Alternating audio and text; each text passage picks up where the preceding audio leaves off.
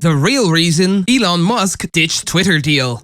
In the latest development in Elon Musk's feud with Twitter, the tech billionaire has cited a whistleblower report as yet another reason to sell his stake in the social media platform.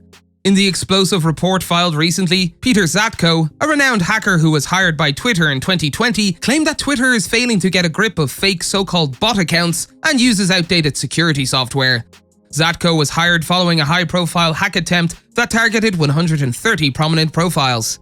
Musk's new justification for pulling out of his deal is the latest in what is shaping up to be an epic legal battle that will go to trial in October. But what brought the world's most controversial businessman and the social media behemoth to court?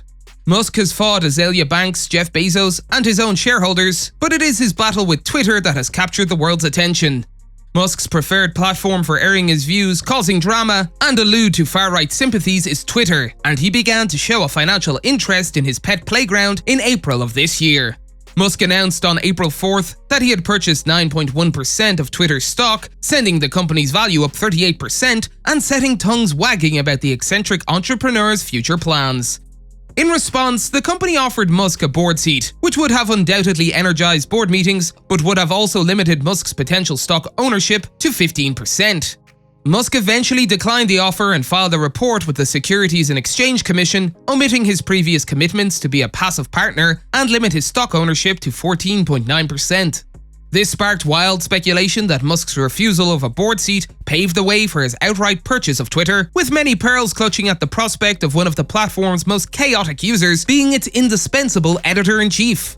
On April 14th, suspicions were confirmed. 10 days after his initial share purchase announcement, Musk informed Twitter and the rest of the world of his final offer of $54.20 per share for the entire company, totaling $44 billion. On April 25th, Twitter accepted Musk's deal, with CEO Parag Agrawal saying, "Twitter has a purpose and relevance that impacts the entire world."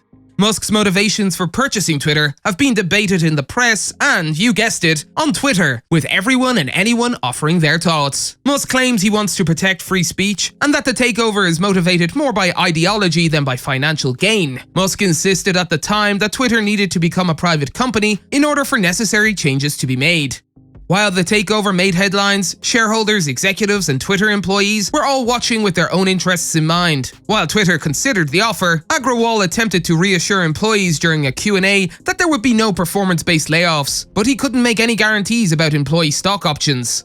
Musk later gave an hour-long talk to the staff, which numbered around 8,000 people, in which he provided few concrete answers on layoff concerns, working from home plans, or a vision for what a future Twitter might look like.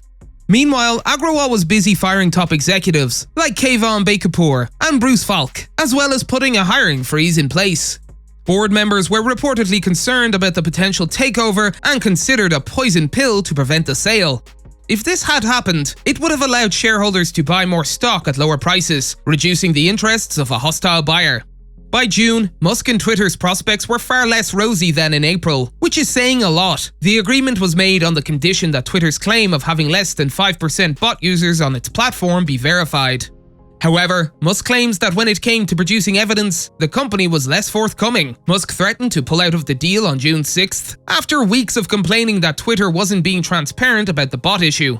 In a letter to Twitter, Musk's legal representative said, "Mr. Musk believes the company is actively resisting and thwarting his information rights and the company's corresponding obligations under the merger agreement." In response, Twitter, who maintained their estimation of under 5% is correct, said, "We intend to close the transaction and enforce the merger agreement at the agreed price and terms."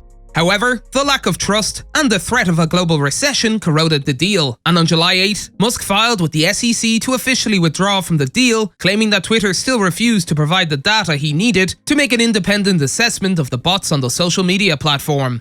In the aftermath, Twitter filed a lawsuit against Musk, attempting to compel him to complete the transaction. The company's suit, filed in the US state of Delaware, where Twitter is incorporated, tells the story of Musk coming in with a sweetheart offer, but panicking when the market began to turn due to events beyond the company's control.